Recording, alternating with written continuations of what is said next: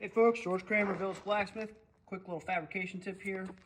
I need to make a series of cuts, and my stop for my bandsaw won't reach my material. I could put a hard stop on there, or in this case, the accuracy is not a huge importance, but I do need to repeat the cut with some sort of accuracy. So I've taken a Milwaukee Inkzall marker, colored it in right there, let it kind of dry, and then I took one of these. It's called this is a mortise gauge, or a sheet metal's marking gauge. You can find these online, and it's got a hardened tip for scribing.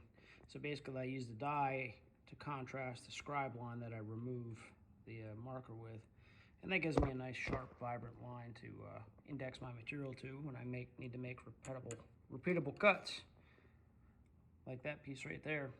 And it works good when there's no easy way to do an option for material stop. You could do all kinds of stuff. You could put magnets here with a stop. You could do indexing. You could clamp stuff to it. This is just my really quick preferred method, where the accuracy is not, super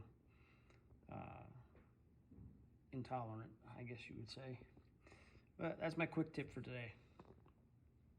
Take care.